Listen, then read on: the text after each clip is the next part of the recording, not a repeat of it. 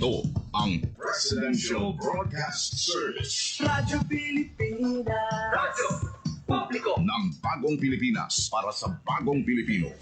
Naghahatid ng mahahalagang balita at impormasyon na guugnay ng pamahalaan sa sambayanan. Tulay sa himpapawid ng serbisyo publiko. Radyo Pilipinas.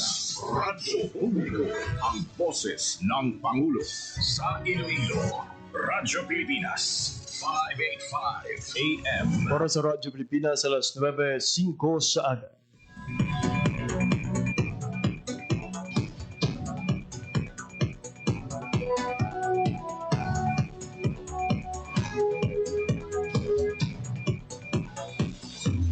Sa Western Visayas, Panay Island, na tinamaan itong island-wide blackout. Ang pagsulod mo gid sa maasing watershed. Pinaka-purpose nila ini para sa operation nato. We have that in collaboration with the department. I am again standing up. Mapigtahan ang ila freedom of expression. Office of Civil Defense naman po. Balita, issue, kag iban pa. Diri sa Radyo Pilipinas. Radyo Publiko.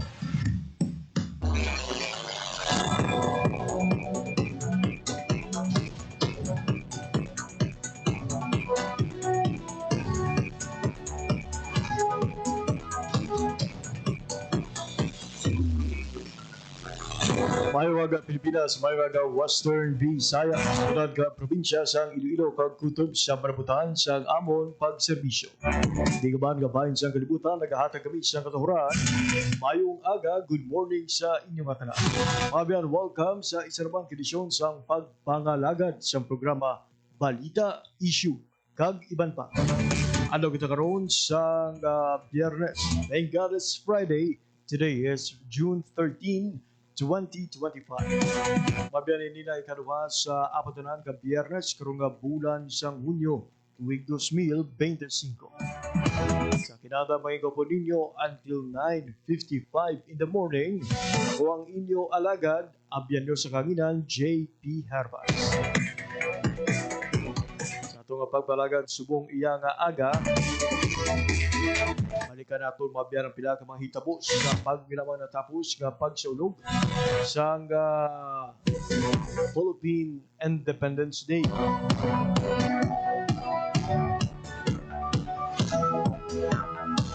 At sumungman maghatag kita sa pila ka mga updates akot sa mga ginapatuman nga mga programa sa gobyerno diri sa Reyon 6, lagip na sa bahin sa Negros Occidental kag Bacolod City. Agang panumdom sa Department of Trade and Industry sa mga nagapamaka sa school items. Mga pila na ginamang kaadlaw ang nabilin antes ang pagbukas ng klase sa Lunes. Sa aton sini nga pagtalakayon mga biyala ang pagkuha sa update sa Bacolod City Government. May kang tanan sa pagpatuman sang 20 pesos per kilo rice. Pila na para ang nakabakal, pila na ang nabaligya sang aton sini nga Bacolod City Government para sa mga pigado kag mga vulnerable group kung mga mahuyang nga sektor sa syudad sang Bacolod.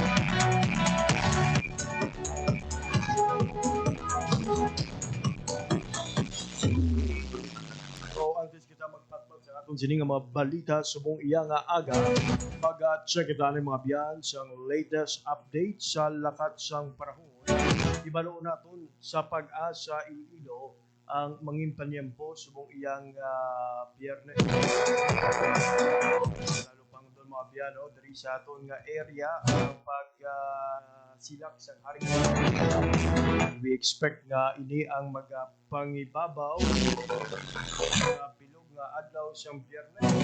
Wala posible sa gihapon ang pag-ulan karon iya sa hapon. Kaligad ang pila ka mga adlaw mga biyano siyang Lunes. Kabatsyag kita mabiyan sa mga pag-ulan sa syudad kag subuman mga kainod nga kabanuanan sa probinsya sang Iloilo.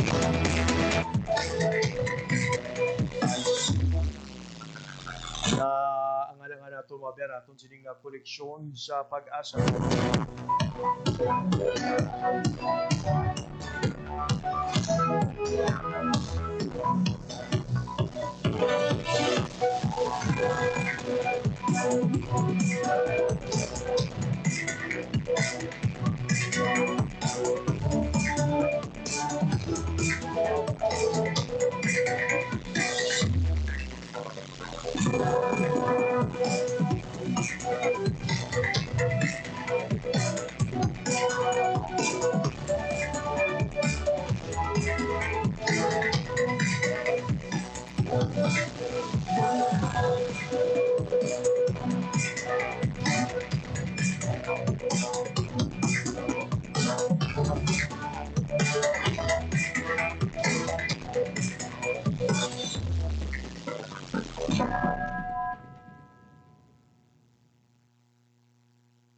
Oras sa Radyo Pilipinas, alas 9:10 na sa aga. Sa sininga oras, magakuha kita sa latest update sa lakat sang panahon. Ibalo naton ang pinakaulihing nga dalagan sang tiyempo upod sa aton sininga koneksyon sa DOSC Pag-asa Iloilo. We have Ma'am Leonor Silvestre sa piyak nga linya. Radyo Pilipinas. Ma'am Leonor, good morning. Hi, hello everyone. Good morning. Pag-asa sa ating mga tagapagpalamati, ang ining ating latest weather update para sa subong adlaw, Friday, June 13, 2025. Ang LPA na binamonitor natin kagahapon ay nanging isa ka bagyo, which is si Bagyong Awaling, alas 8 sang kagabi. And by 2 a.m. kaginang aga, this tropical depression or Bagyong Awaling has weakened into a low pressure area. At the same time, nakagawa na ini sa ating Philippine area of responsibility. And as of 4 a.m., ang ini nga LPA gina-estimate base sa mga available data nga yara sa may kalayuan 580 km northwest of Isbayas, Batanes. Southwest Luzon naman nag-apekto sa may western section of northern Luzon. Samtang diri sa western Visayas, maka-experience kita sa magulog-kadumon, tugtog makadumon kalangitan, nga may tsansa sa mga isolated na pakulan, pangalatag panag-og, or generally fair weather kita, tugas ng easterlies. Mahina tugtog pagkasarangan naman ang hangin natin diri sa western Visayas, nga magahalin sa direksyon na sidlangan, tugtog na bagat na sidlangan, nga magadala sa makarya tugtog pagkasarangan na pagbalod ng aton sa dagatan. Forecast temperature natin generally yara sa may 25 to 32 degrees Celsius. Ang adlaw nagbutla kaginang 5:27 a.m. kag magatulot ini 6:12 p.m. karon sa hapon. Pagamay niya ang ating latest weather update, halin dirit may Iloilo Doppler Weather Station. Ako si Leonor Silvestre, madamo ganyan, salamat. Ma'am Leonor, ma'am, klarohon ta lang, no? May ara sa nga bagyo nga nag-develop kahapon, pero ini ang balik na sa low pressure area, kag why na karon sa sulod sa Philippine Area of Responsibility, Ma'am Leonor? Yes, sir. Hood, sir. Ma'am, subong mainit gid ang panyempo na to, no? Luckily, no? Nagbalik na ang pagsilak sa haring adlaw. Shall we expect amo mani ang magapangibabaw buwas tubtob sa Domingo? Ang expectation sa mga generally for weather kita was, pero may chances of isolated rain showers or thunderstorms na kita sa hapon or the next gabi. I see. Ayun, no? Despite sa improving weather condition, may posibilidad sa gihapon sa mga pag-ulan diri sa aton nga area. Lastly, ma'am, ang inyo sining nga mensahe sa aton nga mga tagpalamati subong iya nga aga. So, ano lang ang sa nga adlaw, kay tungod generally for weather kita, magdala lang sa mga tubig or mag-inom sa mga damo ng tubig, stay hydrated kita, magdala sa payong, protection sa init, or tigali sa ulan, sir. Ma'am Leonor, for your time information, you can hatag sa Radyo Pilipinas. Madamo nga salamat kag padayon. Okay, man. There you have it, Mabian. Latest updates, lakad sang panahon, gidulong sa aton sang Pag-asa Iloilo. Oras sa Radyo Pilipinas, 9:14.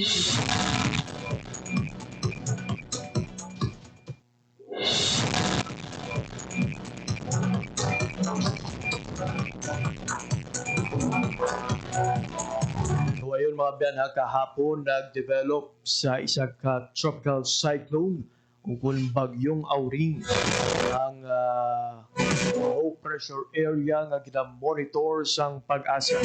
But the good thing is wala man ini nagdugay, nagbalik man bilang isa ka low pressure area karon yara na sagwa sang Philippine Area of Responsibility. Sabay amo lang ni permi ang matabo kung may bagyo nga magsulod. Ang bagong develop lang sa aton siniyang balik man dayon no, sa low pressure area. Ang pinakamanami kasulod gwa man dayon sa Philippine Area of Responsibility.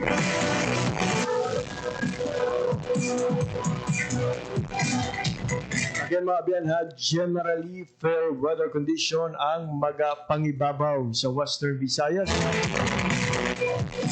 Subong adlaw sang Biyernes tubtob sa adlaw sang Domingo. Pero wala ginadula ang posibilidad nga maka-eksperyensya sang pag-ulan ang pila sa aton sining nga mga lugar diri sa Western Visayas. So nga ang parugyan sa aton nga pag-asa agpabilin nga mabinantay, mahinalungon ag syempre adayon nga mag-inom sang bastante nga tubig. Bangod kung mainit ang panahon, posible sa gihapon ang heat exhaustion. Aton sini nga pagpangaman man dala sampayo o kung anuman nga parangga sa ulan para likaw kita sa mga balatian nga masami nagatuha kung pabag-o-bag-o ang panyempo. Kung ulan init, ang uso naman ang trangkaso. Kag sa aton mga kulturan ha, sa mga masami nga ginabaha, mga areas nga may mga reported sang incident sa landslide o kung na flash flood na panumdumgid nga mangin mabinantan. Doesn't mean nga wala nagaulan sa inyong area. May nasang posibilidad sang pagbaha. Mga instances nga ang ulan wala sa kapatagan dito sa kabukiran. The reason kung nga despite nga marami ang panyempo sa kung sa patat, pilang nagataas ang level ng tubig sa mga suba. Ito managali ang pag-ulan sa aton nga mga kabukiran. Kumang ginapaaligmak man ang mga kultura natin sa mga landslide prone area. Bukod sa asod-asod nga pag-ulan, naghumok na ang mga duta. Sa doanay nagbaragtik, nagdrilitik, bukod sang tuman nga tig-ilinit. Doble halong sa gihapon ha, sa anumang nga oras para yung nga mangin mabinantay. At mag-monitor sa mga update sang DOST Pag-asa. Kagiban pa nga mga ahensya sang gobyerno. Nagip na mga biyan ang inyo sining mga local disaster risk reduction and management offices. Alas 9:18 sa aga. Aton nga pagpanumbalik. Update may kantanan sa ginapatuman. Kung ginsuguran mga biyan nga 20 pesos per kilo rice sa Bacolod City aton pagpaton pagkatapos lamang sang pila kapahalumdom. Paatuhon, balikat ulo, kita pwetan, may wangat susus. Huwag mong titigan ang hindi sa'yo at maging disenteng tao. Pare, ang catcalling ay isang uri ng sexual harassment. Di biro ang sexual harassment at di nakakamacho ang pang-aabuso. Isang paalala mula sa Philippine Commission on Women at ng himpilang ito. Araw-araw, puro tsaa ang hanap. Minsan mainit, kadalasan mapait. Ngunit darating ang panahon, mapapasok at makakapasok ka. Huwag nang makitismis. Doon lang tayo sa totoong balita. Tiyakin ang katotohanan. Fake news ay labanan. This is a public service announcement by the Presidential Communications Office and the Presidential Broadcast Service. Electric fan.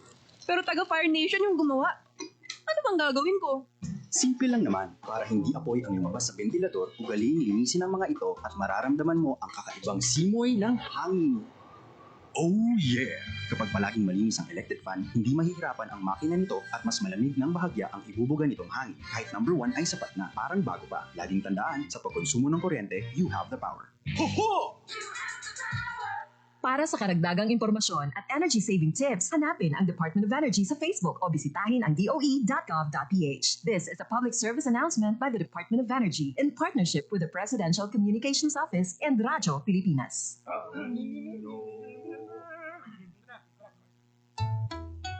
Ang suwit-sit ay pangmamang, ang suwipol ay pangbunghang, ang babae sa lansangan, huwag iritan kundi igalang.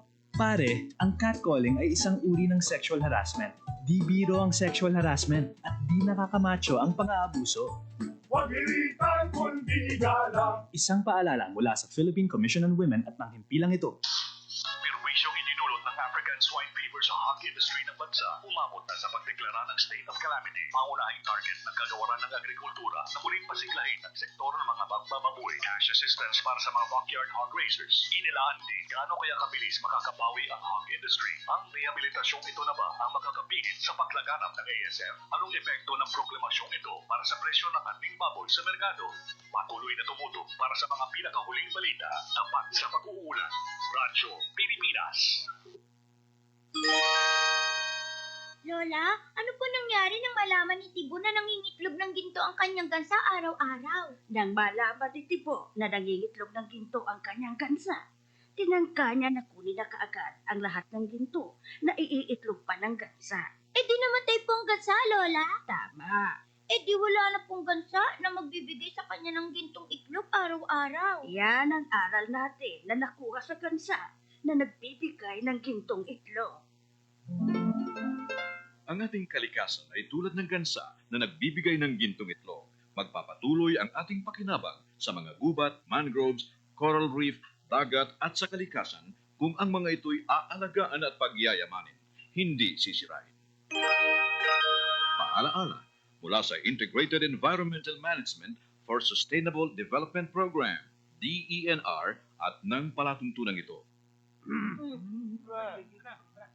Chong, pasipol-sipol, mga manong sa labas, magtigil at gumalang, kaya ikaw sarang bibig, kundi maganda ang lalabas. Pare, ang catcalling ay isang uri ng sexual harassment. Di biro ang sexual harassment at di nakakamacho ang pang-aabuso. Kaya ikaw sarang bibig, kundi maganda ang lalabas. Isang paalala mula sa Philippine Commission on Women at ng himpilang ito. For 53 years, the people suffered from heartless communist terrorists who killed thousands and are killing thousands more. They destroyed families, our youth, and their dreams. There should be accountability for human rights abuses and ISL violations. Our people have had enough of this senseless violence. Thousands have already surrendered for genuine peace and development. Together, victory will be ours. Sana'y tiyakin ng mga magulang kung maipanganak akong malusog. Kumain si nanay na may sustansyang vitamin A panlaban sa infeksyon, para din sa mata, balat, bumbunan at mga buto. Ayon, pampabuhay ng dugo at muscles. Ayodin, pang-iwas sa komplikasyon at pagiging abnormal. Importante din ang check-up kay doktor kasi healthy nanay, ganda buhay.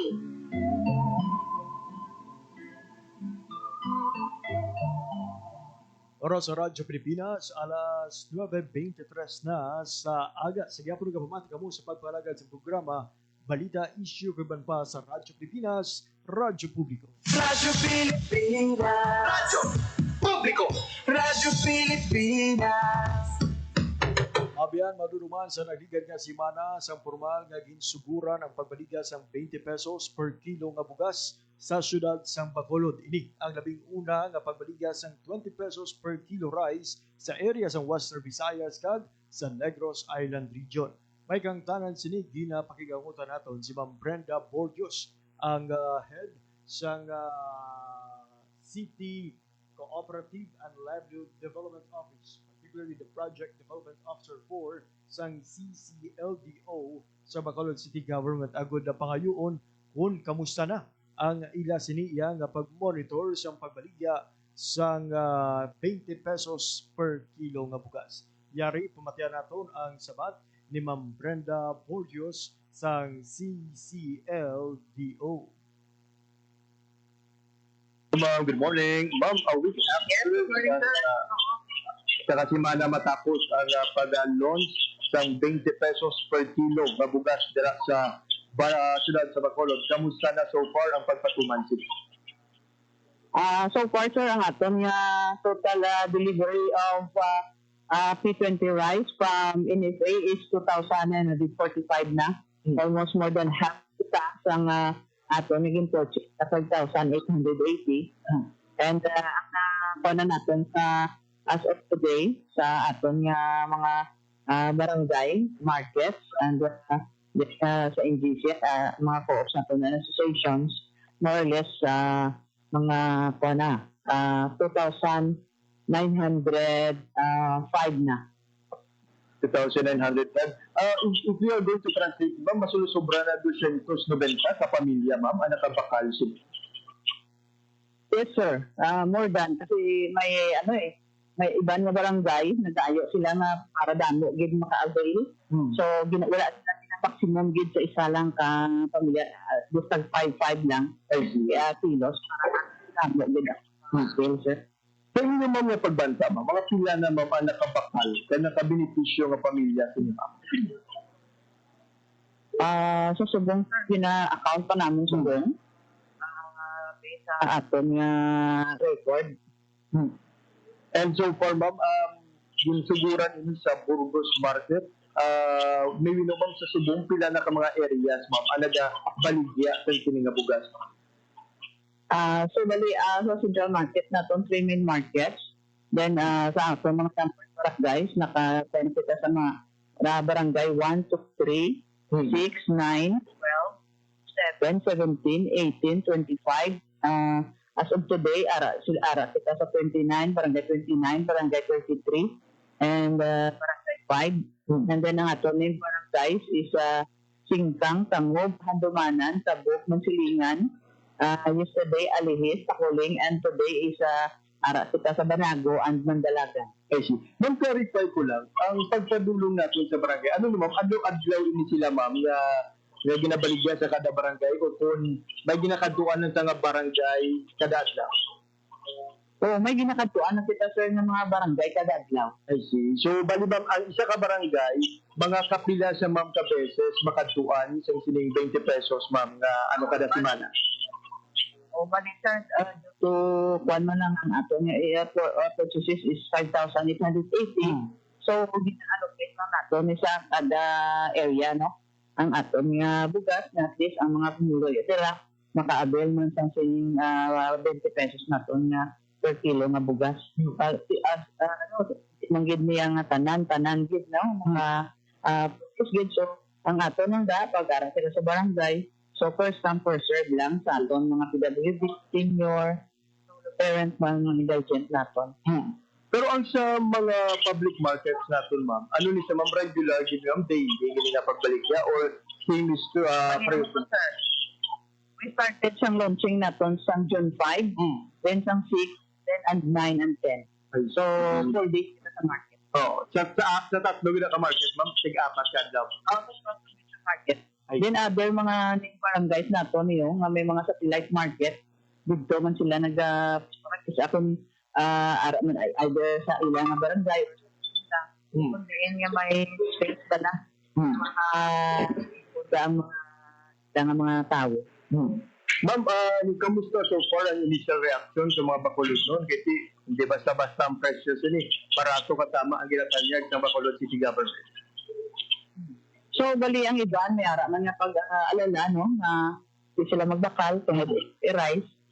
Ang una bala, nasiling natin na kung daw amuna, daw hindi makaon, daw talaga isang ato nga bugas, no, may ara nga mga bulong, may mga kung ano, pesticides sa ginakaangatun, ang iban, basiling tayo, masakit, panakaroon ng tiyan ko.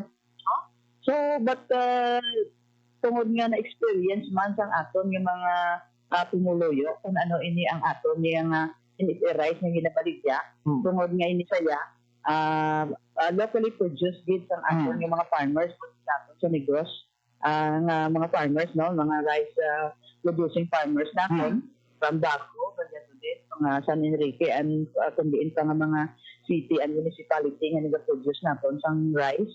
And then ginamit niya sa accredited milling sang sang aton nga FDRA. Halin sa milling siya, direct nga diya ang deliver sa aton sa NGC. Mainit-init pa ang mga sako sang bugas nga halin sa milling site. Kumbaga, ma'am, after some... Sa pagbakal nila, sir, na pamatudaan gid sa pumuluyo nga ang ini nga bugas na nami kagdag-ong galing gid ang klase sang bugas, no? Mapagsabi sa kanan niluto inasimutan nila mga tabalong siya, bigla iba pong galing gid nga bugas. To see is to believe it, ma'am, no? Oo. Ma'am, with that, ma'am, may plano kita, ma'am, na dugangan pa nga ito i-procure, ma'am, nga bugas sa NFA para magpadayo ng hindi nga pagbalikya. According kay Mayor, maano man sila ma-purchase man sila ko, no? Kaupod sa aton nga Mayor-elect na Mayor Pico Satayan, Mayor Albi Benitez, and soon to be Congressman. So, ang dahil nila repurchase with kita sa ano na ganit nila nga kung saan o ni nato ma-ubos diskusanan para makapractice naman kita. Pero wala pa ma'am. It takes time, no? Ito nga niya sa government, pag nag-purchase ka, sinanglan, may ara yung proseso. May mga building din, no? So, magiging na sa kung sila ang proseso. I see. Pero ma'am, wala pag in-disclose ni Mayor-elect Kasataya, ma'am, kung pila ang i-repurchase naton nga supply ng bugas, ma'am? Wala pa, sir. I see. And lastly, ma'am, basta klaro lang, ma'am, nga may plano, ma'am, no, to extend sa pagpatuman sa sininga programa. Lastly, ma'am, ang imo nga sininga mensahe sa mga bakulod noon and at the same time, no, sa inyo sininga partnership sa Department of Agriculture ng NFA para sa sininga programa. So, bali, mo salamat man kita sa NFA, no, nga diri sa aton sa Bacolod, sa Negros, na karami man sa ilang bugas, no, ang gid sang atong mga pumuluyo nga rice subong hindi na siya pariho na kung magkaon ka makakit mga tiyan. So aton man nga kuan ang mga pumuluyo nga kung makabakal sila, tilawan nila, matud-an nila, kag pwede na ma-share sa aton nga pumuluyo nga manami igali ini nga bukas dagbarato sa pili nga 20 pesos. Ma'am Brenda, for your time information, hatag liwat sa Radyo Pilipinas. Madamo gid na salamat kag padayon. Thank you, sir. Yan ang kabahin sa Ribayan, Ma'am Brenda Borjos, ang head ng City Cooperative Local Development Office ng CCLDO sa Bacolod City Government. So congratulations gid sa aton sining nga mga kauturan dira sa Bacolod City nga naka-avail na sang sining ginatanyag nga 20 pesos per kilo nga bugas. Again, priority sa siniyang pagbaligya sa 20 pesos per kilo nga bugas amo ang mga mahuyang nga sektor, ang aton nga mga senior citizens, persons with disabilities, solo parent, 4Ps, kag iban pa nga mga vulnerable sector sa bahin sang Bacolod. Ginatag ni Ma'am Brenda Borges na ang ining bugas nga ginabaligya sang 20 pesos per kilo sa ilang syudad mahamot kag bag-ong galing. Ason ko nga apisar sa mga pagpangduha-duha sang madamo sa siniiyang 20 pesos per kilo nga bugas sang natilawan na nga pamatud-an nga mahamot ini kag bag-ong galing. Pero sa magluwas nga freshly milled ini sa NFA, locally produced ini nga mga bugas. So, daw kaangay lang, no? May makagas ang premium rice. Pero iniiya at a very low price, 20 pesos per kilo ang bililang sini. Mahimo ka makabakal sang tugtog pulo ka kilo. Pero sa handong masararama ang tanan, especially those who are qualified nga mangin beneficiaryo sang siniya nga programa baka maayos ang NFA mga biyan na itanyag ini si kakilo gid lamang pila ka mga barangay para ti mas madamo ang makaabay, mas madamo ang mabuligan.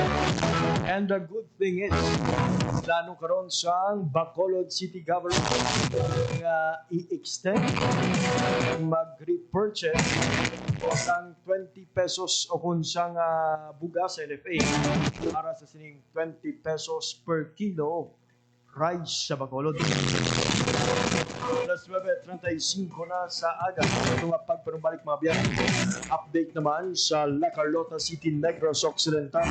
Particularly sa natalana nga pagpauli sa pila ka mga IDPs ilang mga puloy at subong iyang Biyernes, Hunyo 13. Ang interview with Mayor Rex Salanduon pamatian pagkatapos lamang sang pila ka pahanundo. Banta sa kalusugan na dala ng COVID-19 ay seryosong binabantayan pero huwag kalimutan ang ibang sakit na sanhi ng baha at pag-ulan. Dengue. Dahil sa pag-ulan, maraming mga areas na umiipon yung water. Leptospirosis dito sa Pilipinas, very common sa atin ang pagbaha. Ugaliing maging malinis sa katawan at malinis sa kapaligiran. Sa ganitong paraan, siguradong sakit ay maiiwasan. Hanapin natin yung mga breeding ground where insect repellent, baon tayo ng botan, or hintayin natin mawala yung baha. Ngayon, mas naguhugas yung mga tao, mas better yung hygiene. Tayo ang simula. Sa pagiging malinis at maingat, ating malalabanan mga sakit na hatid ng pabago-bagong pihit ng panahon. Isang paalala mula sa Radyo Pilipinas. Ang tigdas ay isang sakit na may simptomas ng mataas na lagnat, namumula ang mga mata, namamantal o rashes. Kung hindi naagapan ang nakakahawang sakit na ito, maaaring mamatay ang inyong anak sa mga komplikasyon tulad ng matinding pulmonya, kababaga ng utak, at iba pa. Walang dapat mamatay sa tigdas. Pabakunahan na ang mga bata dahil bawat buhay mahalaga.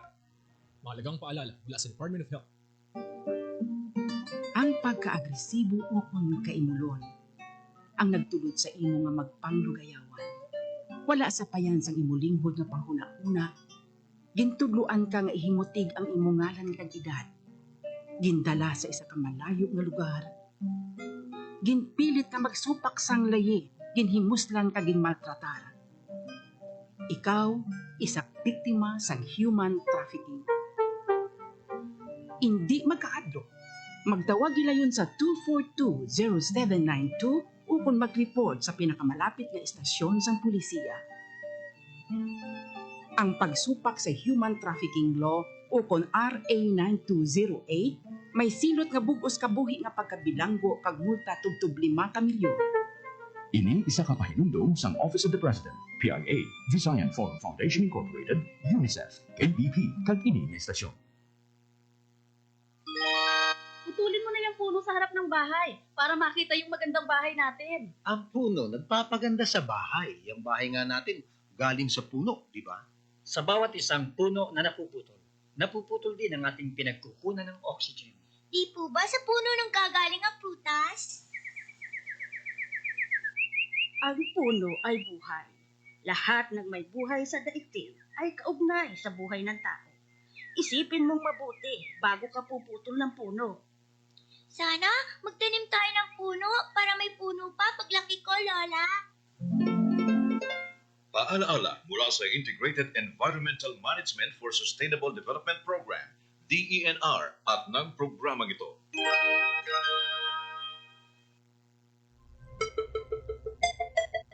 Ang violence against women and their children o VAUC ay isang krimen at hindi isang pribadong usapin lamang.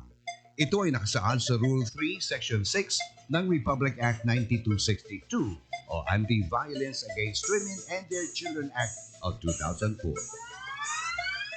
May obligasyon ako, ikaw, tayong lahat. And vow now. It's our duty. Ang paalalang ito ay hatid sa inyo ng Philippine Commission on Women at ng himpilang ito. Oras sa Radyo Pilipinas, alas 9:39 sa aga. Siga po nagpamati mo sa pagpahalagad sa programa Balita Isyu Kaban pa sa Radyo Pilipinas, Radyo Publiko. Radyo Pilipinas. Radyo Publiko. Radyo Pilipinas.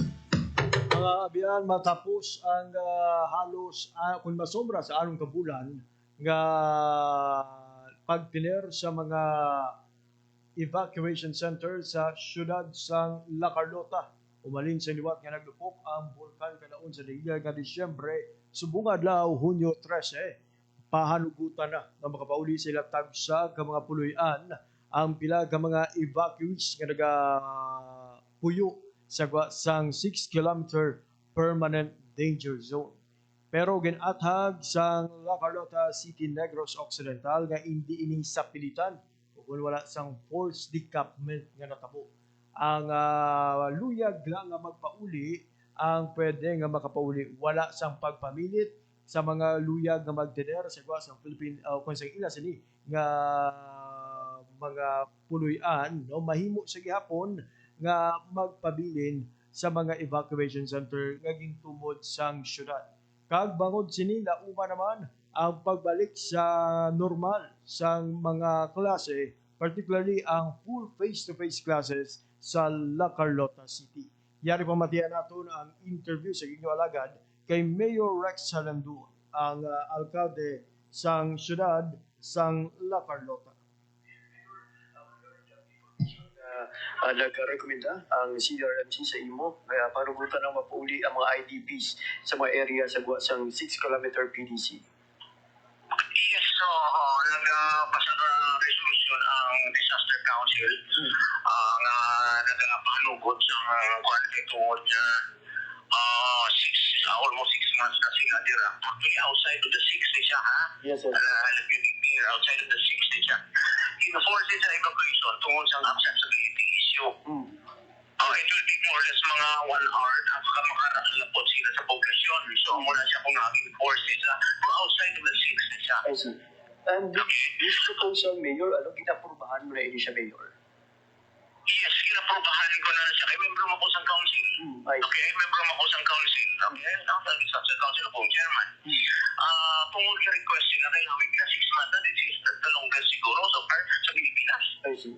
And considering considering factor, just one factor, the request sa sila, kaya daw kabudlay na gid. Ang second factor is kinala na pwede nila school. That's one, that's rather, pag kita request sila, kaya di ang enrollment, ka-drop na kagang ilang school, ang ilang hindi sila ka-adjust mayo sa learning modalities mo lang, online or whatever module or whatever, no? So, those are the reasons ako nga, ginikuan ako kaya sila ka-request mismo outside Malaysia in the first place, outside. And then, problema na naman kay tuta, hindi siya naman matagapin na sa sistema kung wala pang kwarta umabot sa DPM ng inata sa presidente. So, those are the reasons nga kung nag-request sila mismo. Yan sila mismo, ng consultation kami, may social plan kami. So, sila mismo nag-request nga ito, hindi nagkamakakambod dahil nagiguro para sa ila. Mga pila Amo nang duwa ka rason. Hindi na po sigurado. Magkapon ako na mo mga 300 to 400 ka families. I see. Kaya saan o ginagawa, Mayor, masugod ang ilang at pagpauli? Ang amon niya, hindi na force decampment. Hindi siya, wala sa namon, force ka tungkol sa weather, that's one. May pa kami kabalo sa ilang sitwasyon to sa ilang mga balay, that's another. Okay, so kung ang weather, hindi na kasigurado. So wala sang force decampment, kundi pwede sila kapungilip, hindi sa ilang. I see. For those who... Wala na mo din yung papulis lang na sa hanay. I see. Okay? So, wala. Depende kayo ay nakabalo sa ilang sitwasyon na siguro ba balay na tayo, wala nila balay. So, basta tingin Friday, kung sino gusto, pwede na siya namon kung majority sa gusto nila, mapal nila eh.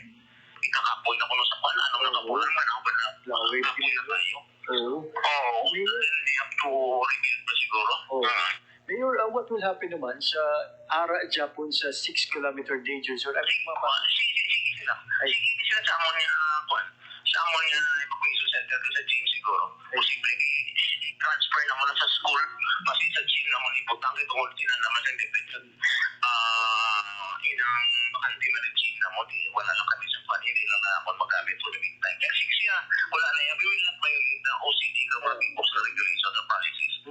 Okay? Mayor, ang matabo, Mayor, tanan ng mga IDP sa mga school will be transferred anay or panugutan sila mga pauli, and for those nga Actually, ang ginagamit na mo lang sa isa kasi ikalit sa Kubay Campus, mo yung mini evacuation center, kadang tuwa ka schools na mo, elementary schools.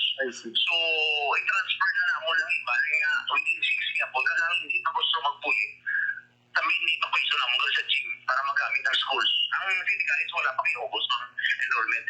Balikan. Ang school, elementary schools.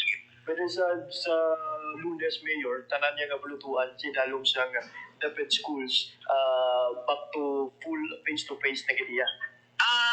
I-try na mo, hindi pa ko ka, laban siguro, kaya in-assess na mo, hindi pa ko kabalo, kaya wala rin sa hanay mo. So, hindi pa ko kabalo kasi may mabilin, kapag hindi ka makumuli, isang hindi pa pwesto naman lang amon yung gym. So, puntahan naman ni Diana siguro. Ang transfer naman sa Sinigali, ito ang prosedyo, August pa yan natin sa Sinigali. Kung laban-laban sa elementary school, laban-laban mapapito-pito sila. Sa local school naman, central school. Pero nasa nagawagin nato, Mayor, no, makabalik na full face-to-face kiti ang ato nga dapat schools. Yes, ang elementary school lang dapat na ito, posible. Mayor, with this... Person sila mo, ang mga principal ko lang defense superintendent. I see. With this, Mayor, ano nga itong sinimensahe sa mga evacuees o mga IDPs natin and those families na posible maapektuhan pa? Okay. We're trying our best na ma-provide natin naman sa shelter assistance, no? Pero hindi kami kasigurado. Pero pwede naman temporary nga ito. Pwede ang kwarta nga ginapaabot halin sa PDM, halin sa Malacanang, kasubong wala pa kaabot. Pero may mga media pronouncement na may mga online pronouncement na, no? Nga amo na nag-abot na sa subong wala pa siya po din sa amon din sa mga bato na po may notice sa DDM. Pwede na naman ma-allocate. Kasi yung problema kita, depende na kita, yung only 20 days more to go or 19 days more to go, wala na po sa opisina may June 30. So, amo na siya ang kuhan. So, maaraman na niya po yung mag-abot. So, kapakay ka mag-abot ang inang assistant na rin sa kanya. Mayor, would like to take this opportunity. Ang kabahay mabiyan sa limpayag ni Mayor Rex Salanduon, ang alkalde sa Lacarlota City. So again, no, ginaatay naton, mahimo na makapauli ang mga IDPs living outside the 6-kilometer permanent danger zone sa syudad sa Lacarlota. Pero ginatag ni Mayor Rex Salanduon nga hindi ini sa pilitan. Those nga interesado lang nga magpauli sa ila sini nga puluyan ang pwede nga makapauli kung gusto nila iya nga magtener sa syudad sa Lacarlota o kung sa city proper area, pwede kid nga magpabilin sa matumod nga evacuation center. Pero for the purpose nga ipreparar ang mga bulutuan para sa liwat nga pagpatuman sang full face-to-face classes. Now, igasaylo na ini sila sa panibag-ong nga lokasyon. Kag isa pagid sa mga natag ni Mayor Rex Salanduon nga ang pahanugutan lang amo ang mga nagapuyo outside o kung sagwa sang 6-kilometer permanent danger zone. Both sa Euron, yadtong mga residente nga sakop sang 6-kilometer danger zone, bisan nga magapauli ng ibang subong, sila ang hindi sa gihapon pagpanugutan nga makabalik sa ila sini nga mga puluyan. So inaa ang mga pila ka mga pag-atag ni Mayor Rex Salanduon kadungan sang pagpatuman sang o kung pagpanugot sang pagpauli sang pila ka mga IDPs sugod subong nga adlaw. Para naman kay Sir Ermi Villa Miranda, ang Schools Division Superintendent. Malapit na lang matuman kaya sining ginamay pagbalik sa full face-to-face class. Nagigad nga adlaw, Merkules, naka-interview kita with Dr. Miranda. Iya sining ginpalabot mga biyan. Mga bangod sa sining malawig nga paggamit sa evacuation center. Doon nga ti na hangpani lang sitwasyon sa aton sining mga IDP. So, aminado siya. O kung naging ako niya na apektado na gid ang pagtuon sang madamo nga mga estudyante. Para sa 300 ka estudyante duha ka bulutuan, total of 600 students na apektuhan bangod sa sining nga sistema. Talo lamang sa duha ka face-to-face classes kada adlaw o kada semana ang ma-experiensyahan sa mga estudyante ang mga bultuang nga ginagamit nga mga evacuation center. Alas 9:50 na sa aga. Siglang nga mga recap mga biyan, particularly no, sa ginhiwat nga Independence Day celebration kahapon nga daw sa syudad sang Bacolod kag sa Negros Occidental.